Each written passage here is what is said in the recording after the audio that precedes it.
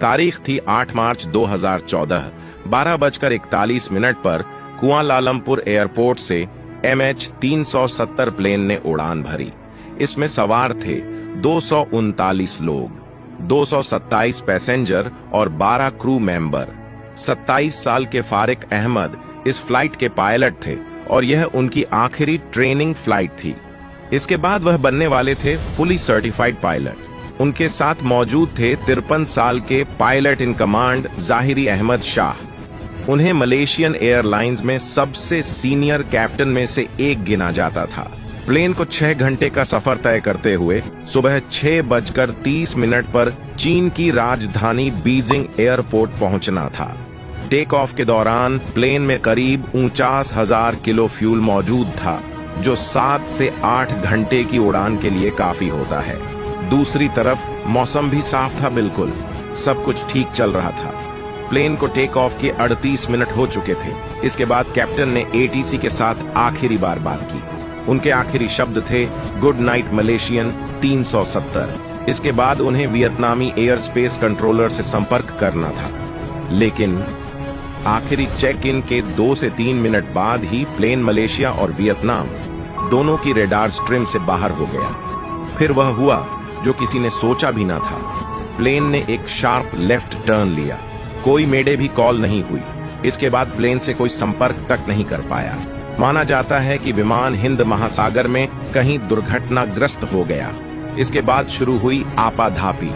उस समय मलेशिया के प्रधानमंत्री नजीब रजाक ने कहा कि विमान का अपने रास्ते से भटकना आम नहीं, बल्कि जानबूझकर प्रतीत होता है। सैटेलाइट डेटा से पता चलता है कि विमान 2 प्रॉपर कॉरिडोर में से किसी एक के साथ कहीं भी संपर्क बना सकता था, लेकिन ऐसा हुआ नहीं। 17 मार्च 2014 को ऑस्ट्रेलियाई समुद्री सुरक्षा प्राधिकरण ने दक्षिणी हिंद महासागर में MH370 की खोज के कोऑर्डिनेशन की जिम्मेदारी संभाली। 22 सैन्य विमानों और 8 देशों के 19 जहाजों की प्रारंभिक खोज ने 4.6 मिलियन वर्ग किलोमीटर से अधिक की दूरी तय की। इस खोज में और भी देश जुड़ते गए, फंड जारी किए गए, खोज का दायरा बढ़ाया गया, लेकिन ब्लैक बॉक्स तक हासिल न हुआ। दुनिया के सबसे बड़े सर्च अभियान में 30 से ज्यादा देशों ने भाग लिया, जिस पर लगभग $200 मिलियन खर्चे हो गए। विमान के गायब होने के 3 साल बाद 2017 में तलाशी अभियान को आधिकारिक तौर पर बंद कर दिया गया। विमान तो नहीं मिला, पर इसके टुकड़े मिलने के दावे जरूर किए जाते रहे। मॉरिशस, मेडगास्कर, तंजानिया और दक्षिण अफ्रीका में समुद्र से विमान का मलबा मिलने का दावा किया गया। मेडागास्कर के एक मछुआरे के घर पर लैंडिंग गियर दरवाजा मिला था। विशेषज्ञों के मुताबिक यह पहला सबूत है जो जाहिर करता है कि MH370 के पायलट विमान को नष्ट करना चाहते थे। जांच के प्रमुख मार्टिन डोलन का कहना है कि यह सब सोची समझी साजिश थी। इसके लिए पूरी प्लानिंग हुई। एक्सपर्ट मानते हैं कि फ्लाइट के पायलट कैप्टन जाहिरी ने जानबूझकर अपने साथ ऐसे पायलट को रखा जिसके पास 777 फ्लाइट यानी 2 इंजन वाला बड़ा प्लेन उड़ाने का कोई अनुभव नहीं था। डोलन के मुताबिक उन्हें ऐसे सबूत मिले हैं जिससे साफ होता है कि जाहिरी ने फ्लाइट सॉफ्टवेयर में छेड़छाड़ कर उसे मार्ग से भटकाया था। वहीं कनाडा के एयर क्रैश इन्वेस्टिगेटर का मानना है कि फ्लाइट को क्रैश करने से पहले जाहिरी उससे निकल गए होंगे। उनका कहना है कि जाहिरी प्लेन को क्रैश करने से पहले ऐसी जगह लेकर गए थे जहां हवा का दबाव कम था। वहां जाकर उन्होंने खुद ऑक्सीजन मास्क लगाया होगा और बाकी यात्री बेहोश हो गए होंगे। एरोस्पेस एक्सपर्ट रिचर्ड गॉडफ्रे ने दुनिया भर में रेडियो फ्रीक्वेंसी में हुई गड़बड़ी को ट्रैक करके विमान के अंतिम रास्ते का पता लगाने का दावा किया। उन्होंने बताया कि समुद्र के ऊपर 360 डिग्री मोड़ सहित विमान के मार्ग में असामान्य पैटर्न पाए गए। पायलट ने जानबूझकर विमान को बंद कर दिया होगा। गॉडफ्रे का दावा है कि विमान ने उड़ान के 3 घंटे में एक असामान्य होल्डिंग पैटर्न में प्रवेश किया, जो लगभग 20 मिनट तक चला। ऑस्ट्रेलिया के पूर्व प्रधानमंत्री टोनी एबॉट का भी यही मानना था। उनका कहना था कि विमान के कप्तान के आत्मघाती कदम के कारण ऐसा हुआ। विमान के गायब होने से जुड़ी कई पहेलियां भी हैं। एक तो यह कि उड़ता हुआ विमान दूसरे उड़ते हुए विमान की आड़ में छुप गया। इसी पहेली ने खोज को और भी भटका दिया। तकनीक की भाषा में इसे सिंगल ब्लिप कहा जाता है।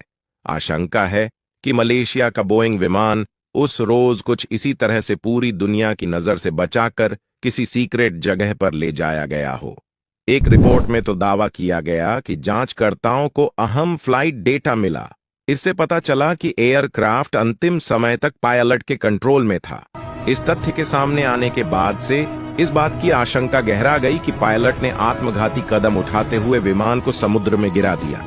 एक और रिपोर्ट में यह भी दावा किया गया कि पायलट ने व्यक्तिगत समस्याओं के कारण सामूहिक हत्या की योजना बनाई। कुछ भी हो, हादसे के इतने साल बाद भी कोई पुख्ता सबूत हाथ नहीं लगे और सिर्फ पायलटों की मंशा पर सवाल उठते रहे। इस प्लेन के गायब होने ने दुनिया भर को झकझोर दिया था, लेकिन इतिहास में कुछ ऐसे ही हादसे हुए हैं। बात 1945 की है, जब अमेरिका के 5 फाइटर प्लेन ट्रेनिंग के दौरान एकदम से गायब हो गए।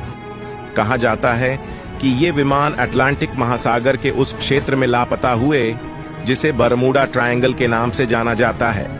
इन रहस्यमयी विमान हादसों में अमेरिकन पायलट की कहानी भी है, जिनका विमान 2 जुलाई 1937 को हवा में गायब हो गया था।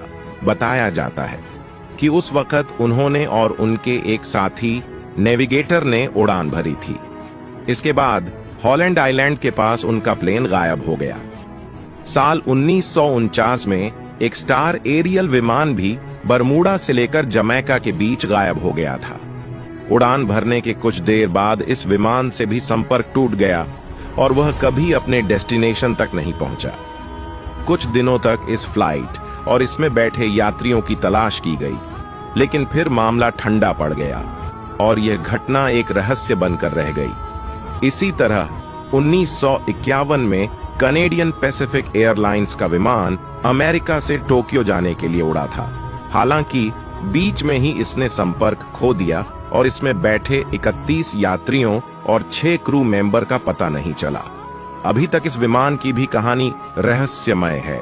अगर आपको यह जानकारी पसंद आई हो या कुछ नया सीखने को मिला हो, तो प्लीज इसे दूसरे सोशल मीडिया नेटवर्क पर शेयर जरूर करें।